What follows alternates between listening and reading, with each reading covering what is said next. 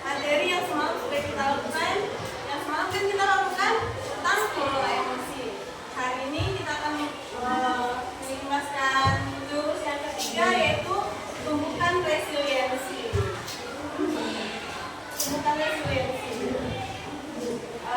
Saya di sini Bapak Ibu, kita sama-sama belajar, bukan berarti saya mau mengajari, tapi di sini saya hanya mau mentransferkan ilmu yang saya dapat untuk pelatihan lain. Jadi kita sama-sama belajar ya Bapak Ibu, bukan berarti saya yang duluan pelatihan saya lebih tahu, enggak. Bisa jadi kita nanti saya dapat ilmu baru dari pengalaman Bapak Ibu sekalian. Nah, hari ini konsep belajar kita dengan memakai metode ARCA, yaitu aktivitas, refleksi, konsep, dan aplikasi. Aktivitasnya nanti kita akan menonton video yang nantinya akan kita refleksikan dengan pengalaman kita sendiri, lalu dibuat konsep sesuai dengan materinya, dan nanti akan kita aplikasikan sesuai dengan pengalaman kita. Nah Bapak Ibu, untuk aktivitas yang pertama kita tonton video ini.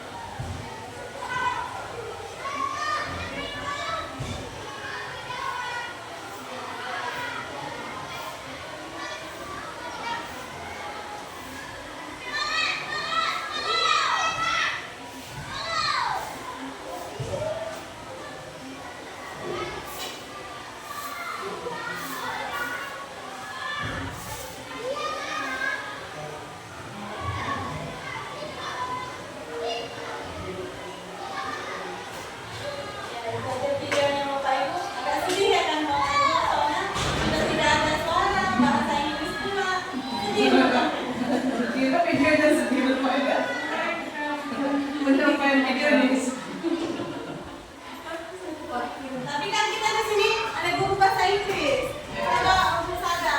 Kira-kira dari video tadi apa maksud yang bisa Ibu ambil? Pertama, mereka masing-masing dulu lakukan apa yang mereka lakukan dengan mereka yang dipasangkan dulu. Kemudian setelah dilakukan apapun, baru siapa anak yang paling kuat yang paling bisa kelas ini, seluruh kawannya yang paling bisa berlari untuk memukul pakai kemungkinan kita melangkah. Setelah dipukul, intinya terjatuh tapi dia bisa bangkit lagi.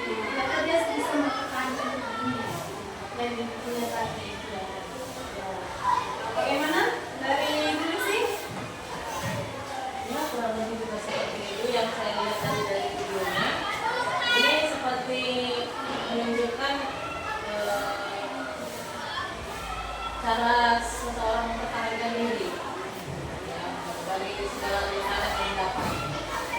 Bagaimana ya Bapak Ibu? Jadi itu resiliensi. Resiliensi itu atau lebih mungkin kita bisa memahaminya dengan daya lenting atau daya juang. Dalam artian seperti video tadi, yang paling kuat itu bukan berarti yang paling besar badannya atau yang paling kuat tenaganya, bukan. Tetapi yang paling kuat adalah siapa yang bisa berdiri paling cepat ketika dia jatuh. Itulah dia resiliensi. Kita harus punya itu Bapak Ibu sebagai ya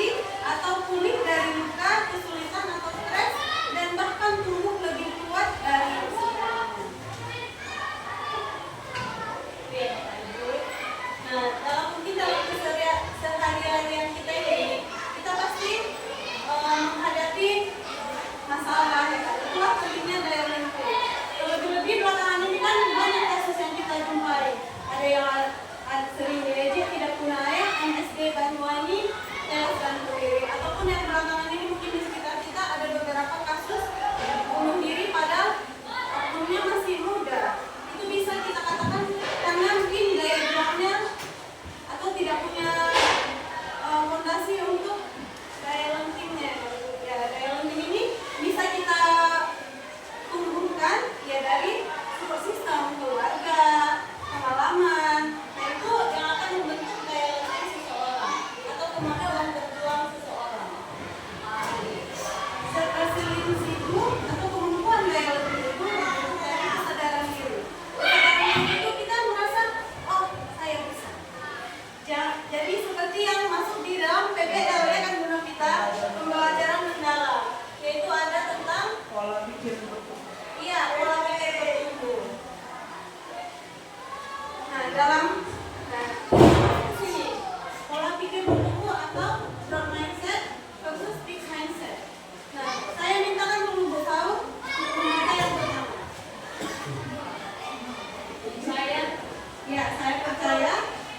Saya percaya bahwa kecerdasan dasar saya adalah sesuatu yang tidak dapat saya ubah terlalu banyak.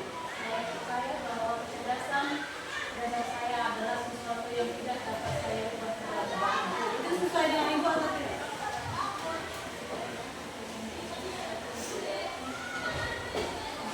Enggak. Berarti enggak. Itu termasuk dalam fix atau drop?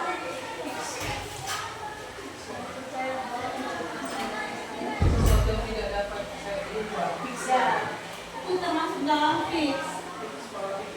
Nah, yang kedua juga saya biasanya menyerap itu termasuk fix. Itu contohnya ya Pak Ibu, fix dan growth mindset. Ya. Ketika ini kita sendiri ya Bapak Ibu.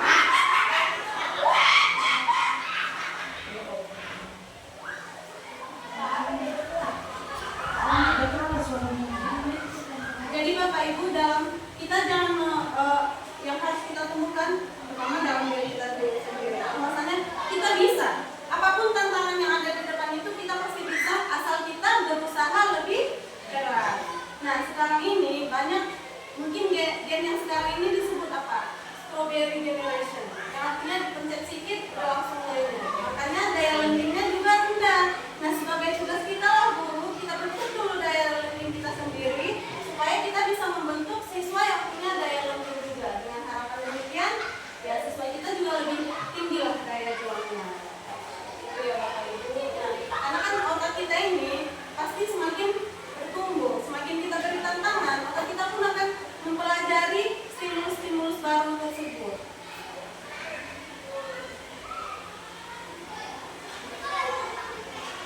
Nah, langsung ke sini, segitiga restribusi. Nah, coba mau saya tanya sama Ibu Rita. Kalau di dalam kelas Ibu, misalnya yang siswa yang pandai atau sering mungkin menjawab pertanyaan Ibu, apa yang Ibu lakukan pada siswa? Sering jawab, dikasih apresiasi supaya memotivasi yang lain. Kalau misalnya kepada siswa yang itu sering melawan, apa dikasih hukuman? Enggak, ditanya dulu kenapa dia nakal, misalnya kenapa itu dulu ditanya dulu alasannya, dinasihati dulu lah terlebih dahulu, nggak langsung dihukum. Nah, itu berarti Ibu Novita sudah menerapkan pola segitiga restitusi di dalam kelas. Jadi begitu ya Bapak Ibu. Ujian itu tidak selalu baik. Bisa jadi melenakan. Jadi daripada kita memuji hasilnya, kita harus melihat prosesnya. Ya kan banyak mungkin dalam persoalan seperti hitung-hitungan di matematika. Prosesnya dia sudah berusaha terus menyelesaikan prosesnya, tapi mungkin dia tidak sampai pada jawaban yang benar bisa. Jadi ada miss di tengah-tengah. Sementara ada si B yang langsung di akhirnya dia jawabannya benar, tapi prosesnya melalui mencontek. Nah, jadi kalau misalnya kita membiasakan diri hanya melihat prosesnya, maka anak-anak kita akan terbiasa tidak peduli dengan kalau kita terbiasa melihat akhirnya, anak-anak kita ini tidak akan terbiasa dengan proses.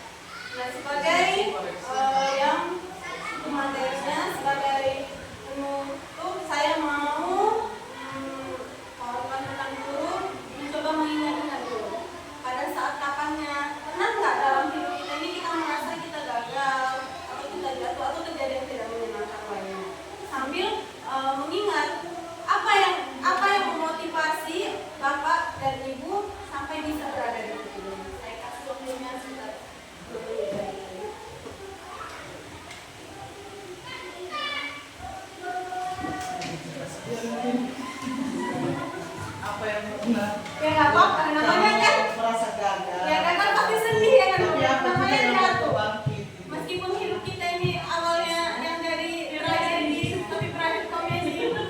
Langsung nangis dari karena baru. Oh iya. Tahu baru Ya kan yang mau nangis coba karena baru. Apa dulu? Apresiasi baru koreksi baru apresiasi. ya. Nontonnya. Nggak apa-apa Bu, namanya kita kan merasakan ya pasti ini loh, meskipun pada akhirnya kita bisa menertawakan tragedi yang terjadi di hidup kita, tapi kan kita ada prosesnya yang kita alami sampai kita bisa menertawakan itu, berarti kan kita udah menunjukkan resiliensi kita sendiri. Ya kan? Ya, ayo sama-sama sebagai yang baru saja mengalami bisa maju. Kayak pengalaman. Kan udah lama. Kena hukum lagi. Sini Bu, nggak apa-apa, namanya hidup, nggak mungkin lama di Kalau ada kami udah semua pasangan. Ayo Bu. Mungkin nggak boleh dengar ya kan kejadian sama saya sampai 2 kali. Istilahnya kehilangan sesuatu yang benar-benar hasil kerja keras istilahnya ya, sesuatu yang hasil kerja keras ternyata hilang begitu saja. Hilang begitu saja. Yang membuat saya bangkit, sakit ya, sedih pasti, marah itu pasti. Cuman yang membuat saya paling bangkit adalah anak-anak. Bagaimana kalau saya jatuh, nangis, jatuh, nangis atau down, anakku bagaimana? Dan yang membuat saya bangkit adalah lingkungan sekitar, keluarga dan teman-teman sekalian. Doa kalian, doa dan semangat kalian itu menyatakan kalau saya ini ternyata punya tempat spesial di hati, keluarga, teman dan orang sekitar.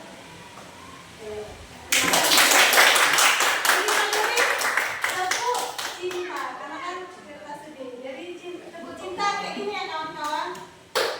Cinta kecil, cinta besar, cinta besar, cinta semuanya. Ya, Aku merasa dicintai. tepuk cinta. Cinta kecil, cinta sedang, cinta besar, cinta semuanya. Ya jadi itu ya Bapak Ibu. Sebenarnya daya lenting atau resiliensi itu udah ada dalam diri kita sendiri. Tapi terlepas dari itu semua bisa tumbuh, berkembang atau mati sendiri itu ya tergantung dari kita terutama.